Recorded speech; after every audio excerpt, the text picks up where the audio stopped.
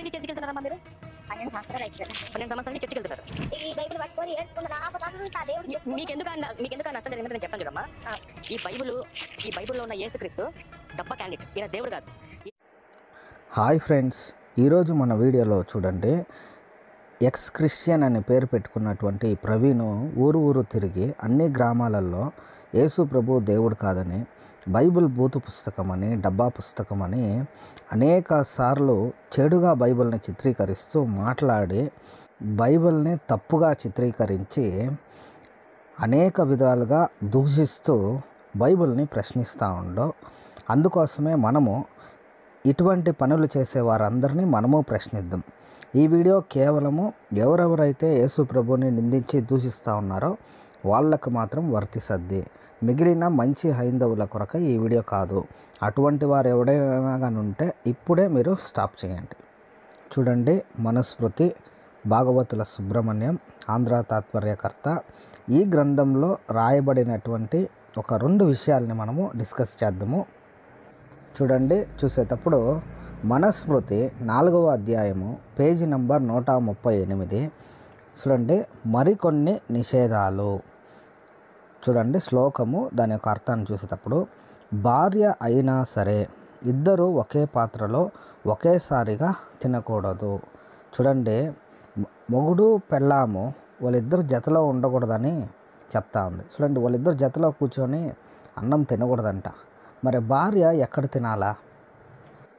తర్వాత చూసేటప్పుడు, భార్య భోజనం చేస్తుండగా కానీ, తుమ్ముతుండగా కానీ, ఆవులిస్తుండగా కానీ, కాళ్ళు జాచుకొని కూర్చోగా కానీ భర్త చూడకూడదు.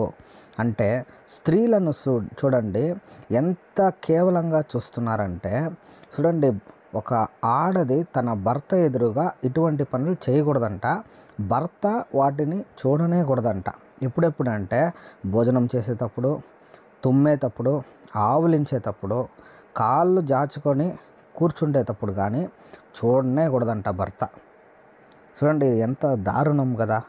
ఒక స్త్రీ పొద్దున్నుంచి రాత్రి వరకు కష్టపడి పనిచేసి కూర్చోకూడదంట భర్త ముందు. ఇది ఎంత ఘోరమైనది. ఏం ప్రవీణ్, మీరు అన్ని విషయాలు చెప్తా ఉంటారు కదా బైబిల్లోటి, ఇటువంటి కార్యాలు కానీ మీరు తీసి ప్రజలకు చెప్పాలా? దీన్ని దాచిపెట్టడం కాదా మీరు చేస్తున్న పనులు? చూడండి, తర్వాత శ్లోకము, దాని యొక్క అర్థాన్ని చూస్తే, ఇంకా కళ్ళకు కాటుక అద్దుకున్నప్పుడు, తలంటూ స్నానం చేస్తున్నప్పుడు, పైట లేకుండా ఉన్నప్పుడు, ప్రసవిస్తూ ఉన్నప్పుడు తన భార్య అయినా సరే తేజోకామి అయిన భర్త చూడకూడదు. వీటిలో కొన్ని కామాన్ని, కొన్ని వైరాగ్యాన్ని కలిగిస్తాయి. చూడండి, ఇక్కడ చూసేటప్పుడు కళ్ళకు కాటుక అద్దుకున్నప్పుడు అంట, అంటే మేకప్ చేస్తున్నప్పుడు భర్త చూడకూడదంట. అంటే భార్య ఎక్కడ పోయి చేసుకోవాలి మేకప్? ఇంట్లో కదా చేసుకోవాలా?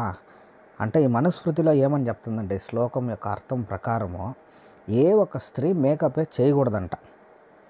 ఇది ఎంత కేవలంగా చూస్తున్నారు ఆడవాళ్ళని. ఈ వీడియో చూస్తున్న ప్రియ వీక్షకులారా, మీరే ఆలోచించండి. ఆడవాళ్ళు ఈ పనులు చేయకూడదంట భర్త ముందు. ఈ వీడియో వీక్షిస్తున్న ప్రియ వీక్షకులారా, హైందవ సహోదరి సహోదరులారా, మీరు అన్ని గ్రంథాలని మీ దగ్గర తీసుకొని మీరు చదివి వాటిని మీరు అన్నిటినీ నేర్చుకోండి. అప్పుడు మీకు స్పష్టంగా అర్థమవుద్ది. ఇటువంటి వారు వచ్చి మీకు మోసపూరితమైన మాటలు చెప్పేటప్పుడు మీరు వాళ్ళకి సమాధానాన్ని చెప్పొచ్చు. ప్రతి ఒక్క గ్రంథాన్ని మీరు చదవండి. గ్రంథాలు ఏది సత్యమో ఏది అసత్యమో మీకే అర్థమవుద్ది. అప్పుడు మీరు సత్యంలో నడిచేదానికి సహాయపడద్ది. మీకు ఒకవేళ గ్రంథంలో తెలియకుండా ఉండేటప్పుడు మీకేమవుద్దంటే ఎవరు ఏం చెప్పినా కానీ మీరు నమ్మాల్సి వస్తుంది. ఇటువంటి మరెన్నో సత్యానికి సంబంధించిన ఒక విషయాల్ని మీరు తెలుసుకోవాలంటే మా ఛానల్ని సబ్స్క్రైబ్ చేసుకోండి. దేవుడు మిమ్మల్ని ఎక్కువగా కాపాడునుగాక.